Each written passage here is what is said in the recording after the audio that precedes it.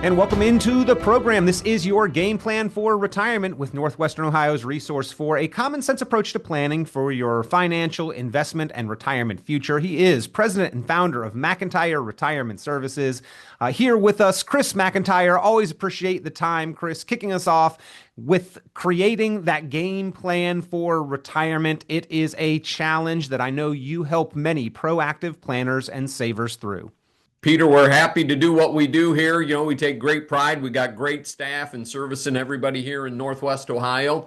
And our tip of the week here is, when it comes to retirement, you have to understand what the needs are. Okay. Then we help them create the plan, and then we help them select the options that are available to implement that plan. And, with the fiduciary responsibility, and transparency, it just is a very winning scenario for everybody. Chris, we've talked before on the program that it is not a magic number, whether it's our age, our lump sum amount that we've saved, how long we've worked. These are not the numbers that indicate if we're truly prepared for 30 years of unemployment and to remain financially confident. So I want to walk through this process that you've just outlined for us today and figure out how we can craft and design the plan and then what the tools are to fill it. So we will get down to the meat of how to know if we're ready to retire and how much do we really need to retire on today's program, ladies and gentlemen. Questions that get answered every day there at McIntire Retirement Services. And if you have that question or you want to review and evaluate your current investment portfolio, make sure it's aligned and lined up the proper and optimal way for your game plan. Pick up the phone and give a call, 419-332-0532, 419-332-0532, 419-332-0532. So Chris, you outlined 3 steps here. First and foremost, understanding the needs that we have in retirement. These needs are obviously different than during our working career. Yeah, they certainly are. During our working career, we're about accumulating assets and putting as much to work as we can, paying off mortgages and things like that, helping the kids. And then as you transition yourself into retirement, it's about the distribution of what you've spent accumulating and what are the best methods to distribute, to meet that cash flow need and whatnot to help supplement your pension or your Social Security, whatever it is that you currently have in place going into retirement. Well, adding up all the costs, Chris, retirement's awfully expensive. We've got to have a plan to address those costs. Yeah, it certainly is. And I have, aging parents here, and, the time and the effort that everything takes is, sometimes can be overwhelming. But understanding, I'm just turned 65. I've signed up for Medicare, right? How is that different versus your traditional health insurance? And my wife has transitioned into Medicare as we speak, and she has one of those little sugar detectors on the back of her arm, and we used to go and get it at Walmart right down the street. Well, now Medicare, those things come from someplace out in California where so it's the same equipment made by the same manufacturer, but it comes to our house different under Medicare than it did under traditional insurance. So just, a lot of things are very related, but are also very different. Yeah. One part of that, Chris, is where is the next deposit into my banking account going to come from? It used to come from my employer. They would pay me every 2 weeks or every week or every other Friday, what have you. And now I want to retire and I don't know where that next one is going to come from. Is that the essential need that we're talking about figuring out how to fill here? Yeah, absolutely. And that, ironically, I just had a new client come on board with us, and she says, I know my budget very well, but, I'm going to retire this year. I'm going to be turning 65 next year. So I've got some pension rollover, but I need to wait another year because I get a lot bigger piece of the pie by waiting one more year, and wants to wait until 67 to take Social Security. And so, she's like, I just need to fill the gap for a couple of years. And obviously they have, investments and whatnot. So that is somebody that really knows the budget very well. That certainly helps our life become a little easier, because we can help them, create a plan because they already understand the needs that they have. Chris, I have to imagine that a good portion of the people that you talk to have been lucky or hardworking or blessed enough, whatever you want to call it, that they earn a relatively comfortable amount of income and they know how much that income is going to be in a close proximity. But maybe because they earn that comfortable income, they might not pay as much attention to what goes out, what the spending is, the monthly bills, the obligations, the fun, the activities that they do, what that costs them. Do you encourage people to kind of revisit that area that the client that you just spoke about had sounded like kept a pretty good track of? Maybe most people don't. Yeah, and my wife's pretty diligent about that as well on the household expenses, for sure. And yeah, we certainly do. And if we're dealing with a married couple, one of them is predominantly running the budget, right? And the other one does other things with the household there typically. And if you're divorced or single or widowed, right? Boy, that's a lot on yourself to run the household and everything there. But there's a lot of nice tools that are out there, creating a spreadsheet and watching where your money goes. And my wife did that for her father. And then also she's doing it for my parents as well, just because we took over their running their bills and whatnot, and showing what comes in versus what goes out. And as we age, we obviously get a little bit, our cognitive awareness sometimes can suffer from just from the aging process. So Little it's decline. nice to Yeah. have that, especially, if you have your budget in place, then if somebody has to come in and help you with it, boy, it sure makes it easy to, kind of that transition as well, too. So planning is everything. Yep. Well, planning brings awareness, and we need to be aware of what the issue is. We need an income. We need to be able to spend to pay for lifestyle,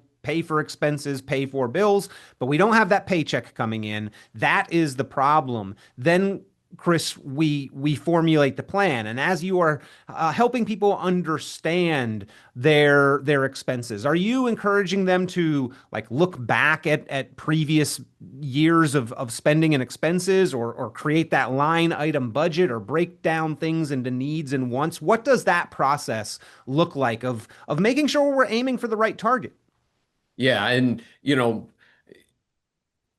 I think we had mentioned our buddy Ron Courser before, and Ron Courser says, look, if you're charting the course to get to someplace, if you're even off just a little bit, by the time you get there, if it's 100 miles away, you may have even blown right by the target. So, helping people stay on course is something that we do as well. And, every once in a while we got to say, hey, you're dipping into the savings pretty heavy. We have to tell them what they need to hear, not what they want to hear. And so sometimes we have to be that. I don't want to say the bad guy, but you have to lay the facts out there and make sure that the plan stays on track there, and watch the withdrawal rate that's going out. Right, if people are spending 10% of their nest egg every year, that's not going to last. That is not sustainable. And, the rule of thumb has been that 4% rule. You can spend 4% of your nest egg every year and adjust it for inflation. That depends what you invested in, right? I mean, we build portfolios that yield a lot more than 4%, just dividends and interest all day, every day. So, there are a lot of new instruments out there. So educating our clients on what we're doing and why we're doing helps keep everything on track as well. Keeping people between the guardrails and accountable to that. Chris, if we overspend maybe 1 month or even 1 year, that might not change our trajectory entirely. But if we do that month after month after month, year after year, that is going to change what those later years look like for us. Yeah, yeah, without a doubt. Yeah, the mistakes you make early will be magnified later. Yeah. So, Compounding works both ways, right? yeah, we have a lot of folks that say, and we work in buckets and whatnot, so we have our early part of retirement where maybe you're doing a lot more traveling, and so you're going to be spending a lot more money, right? You worked your whole career, you've retired, you want to go travel the world or whatever, and you spend more money early in retirement versus later on in retirement where, health issues and whatnot, you become a little bit more homebound, if you will. That's an inevitability. And maybe you're spending more money on health care and things like that. So we have the, what do we call it? The go-go years, the slow-go years, and then the no-go years. So we kind of put that, money in three different buckets that way as well. Understanding that retirement spending and needs and expenses are going to change and evolve over time. So this is not a set it and forget it thing when we're crafting the plan, right? We've identified the problem. Now we're moving on to crafting the plan, but that is not something we're just going to do once. It's an ongoing process of planning. Yeah, it certainly is. And it takes monitoring. And, we always say up here, right along the shore of Lake Erie that, hey, we have to adjust the sails from time to time. Sometimes the wind blows from different directions and, things happen in life, obviously. Well, spending is going to continue to evolve, but if you would want to get your game plan for retirement put together, and then make sure that you've got that resource to continue to help you to monitor and update and evolve along with the times and the changes in your life. That is what the team at McIntire Retirement Services do provide for their clients and proactive planners and savers and investors across and throughout Northwestern Ohio. Give them a call to start a conversation, 419 332 0532. 419 332 0532. 419 332 0532. Chris, as you are crafting this plan now, we know we have the need for income. There are certain tools available that are going to provide some income, but most people are going to have a gap left over above Social Security, and you mentioned pensions, right? Yeah, absolutely. For those that are fortunate enough to have a pension, and a lot of those folks take the lump sum, probably school teachers and fire department employees and state employees, probably the exception to that because they get such a good benefit. But the private pensions, a lot of those we end up doing rollovers and moving them into IRAs. And, instead of getting that single life annuity from the pension plan, we may help them find a commercial annuity from a major insurance company that can still provide income and whatnot. But maybe they want to wait and turn it on later. Maybe they want to control some of the assets. We can all obviously put it into investment portfolios. So, for an example, let's say they've got, $2,000 a month of Social Security and they need $4,000 for living expenses. And they have, $700,000 in a 401k or a pension plan, that's not a lot of heavy withdrawal rates making up $2,000 a month out of 700,000. So, where it gets challenging is, they need $8,000 a month out of 700,000, right? That's a big withdrawal rate. So, managing that debt load going into retirement is key as well, trying to encourage them to, focus on getting rid of bad debts, high rate credit cards, and, are we paying down the mortgages and things like that. It's just, kind of our ongoing maintenance, if you will, and helping them stay on track. To stay on track, to stay balanced, Chris, we've got two different sides. We've got the tools, we've got the expenses on the other side, the spending. We've got the sources of income on one side. We can do a little bit of work on both, right? We can try to use and utilize tools that are going to increase the income to a certain extent. And there are some expenses that we may need to examine and control in retirement. That the balance is what's important there, is what I'm hearing from you. Yeah, absolutely. And, as Peter, we've been talking here, I've got a couple of parents in ailing health there, and, the amount of money and time and effort that's being spent on care and whatnot. So do not discount, what's going to come here toward the end. Some of those, final years can be the most expensive if you're in a nursing home situation, and you're at $10,000 to $12,000 a month here in Northwest Ohio. And that's just a reality. And, And lucky plan for for your that. parents, Chris, they've got you who's not only willing to help out, but also in the field, so to speak. That you know the ins and outs of the needs in the system, and of course to manage the finances to accommodate for that. But not everybody has those resources nor the family support like your parents have. Yeah, and buddy, and we know how to solve problems. It's what we do, and you as well, Peter, is you've kind of been through this scenario too, and is the time that it takes. I mean, even this morning, I'm on hold for 20 minutes trying to get to the nurse's station to ask a question, and I mean, that's 20 minutes. I couldn't do anything else, and I wear a headset, thankfully. But I mean, we know how to go in and open up bank accounts and make appointments with Social Security. We do all of that those things every day. And but caregivers and whatnot, especially in retirement, right? I have a lot of clients that are retired and they're still caring for parents and whatnot. So as we go through this transition in our lives, it's crazy. I never thought I'd have two of them at the same time, though. Yeah, yeah. Well, Chris, I know that you are dealing with challenges yourself as you're managing these things for your parents and helping your clients, several of them through similar situations over the years. You've shared stories as you have helped clients deal with and navigate these complicated situations and systems. But and when we look at the projection, the outset of retirement, and we've got these issues into the future potentially looming. We don't know with any kind of certainty, but we do have the day-to-day expenses that are a little bit more certain. We are defining a plan and trying to leave as much discretionary money on the back burner, not needed, not utilized for generating today income, correct? Yeah, absolutely. And we don't want that money to be very lazy, though. It can't just sit in a checking account or a savings account if it's substantial dollars, because you're losing it to inflation. And obviously, we've been dealing with inflation since basically, let's call it the pandemic, 2022 on. And obviously, with the price of gasoline and whatnot right now, it's some of that's translating into other parts of the economy. And, hopefully it's all short-lived for everybody, but boy, I have a pickup truck and put $165 of diesel fuel in it yesterday. And, how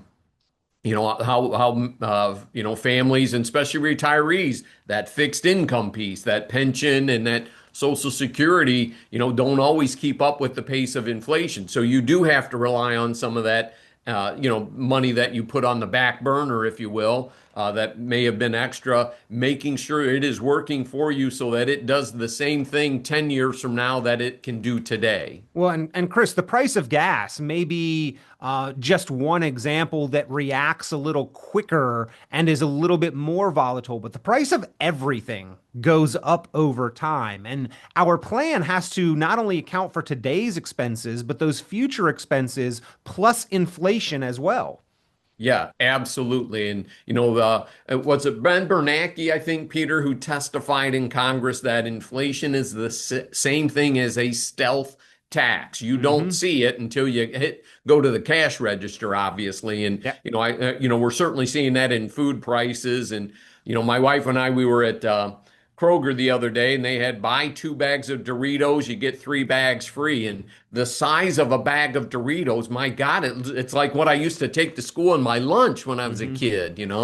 Yeah, but I mean, Chris, we're not seeing that inflation go away anytime soon. Like the rate might slow, but it is not going to be a negligible aspect of planning that we can simply ignore. And you gave an example earlier of a situation where we had $2,000 of Social Security, but expenses were 4,000. When Social Security has its cost of living adjustment, it doesn't account for true inflation because it's generally only half of our income and usually doesn't reflect the true rate of inflation anyway.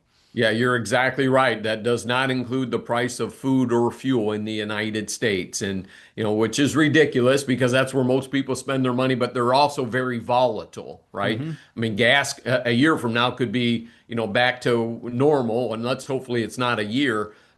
But again, that's why, we talk about adjusting those sales, right? We may have to increase some of the withdrawals out of portfolios and whatnot as people, need to replace a vehicle, need to put a roof on the house, that type of thing. Shingles have oil in them. They're expensive. Everything is made of oil, basically, plastics and clothes and, obviously cars and, so much. So we are impacted by inflation. And like Peter says, it's not like we're going to go back to prices in 2018, for example. I mean, Right. that inflation that we hit through the pandemic is still there. They did not lower prices 30%, that we dealt with out of COVID. Well, as long as they keep spending more money than they're bringing in and keep creating more money, printing more money to account for that spending, I think Ben Bernanke, unfortunately, is going to continue to prove himself right that inflation is that silent stealth tax, Chris. So we've got to utilize our assets. And there are certain tools, right? We've identified the problem. Now we're in the step of creating the plan and identifying the tools to generate the income that we might need. What are some of those maybe more common tools that you're seeing or helping clients understand and utilize, Chris? Sure. Yep. We'll start on the insurance side of the industry here. And obviously, that would come in the form of an annuity, right? And, we use deferred annuities. So you can, just grow your money, tax deferred, and then turn on income at some point if you need to. And in our office, we use fixed annuities and fixed index annuities, more on the safe side than the variable annuities. They just have a number of different expenses and whatnot. We've just never been in favor of the variable side. We typically are dealing with retirees and they have a little bit more of a conservative mindset. So that's what we utilize the annuity for. And then obviously you still have stocks that pay dividends. Okay? We have bonds that pay interest. We use structured notes that pay a very good income as well, which is a unique instrument. But those are very common to have interest rates between 11 and 13%. So structuring income between a combination of many different investments typically works very well for the client. You don't want to put all your eggs in one basket. Okay? Personally, I have a lot of dividend paying stocks. I like to get work for the money. I'm just reinvesting right now. We don't need it, but at the end of the day, I like to see how much in dividends came into the account, and that's my future growth. It's like making another deposit. That's what dividends are. It's another contribution, and obviously you have growth stocks, but we don't typically use growth stocks so much for income because we want that reliability. Of the revenue coming in between the annuities, the Social Security, and some of the income producing accounts we just discussed, typically gets you a very good solid income stream. As you were sort of walking through those different options, Chris, it sort of struck me on one hand, we've got potential, we've got possibility, and on the other side, we have probability. Is this kind of the balance that we are weighing when we are evaluating the tools that on one hand, we've got potential and possible returns, and then on the other side, we've got the probability of success and the likelihood and reliability that it's going to do its job. Yeah, absolutely. And that peace of mind that we can instill in people on what we're accomplishing for them, certainly very, very satisfying to them. And we were recently at an event here, and got introduced to a client's family, and she said, "Oh my God, you're the one that brought the stability to this family." And man, that's touching, man. Yeah. Wow. That's high praise and compliment, Chris. I mean, that's what you're trying to help families accomplish is a sense of peace and stability with their money, right?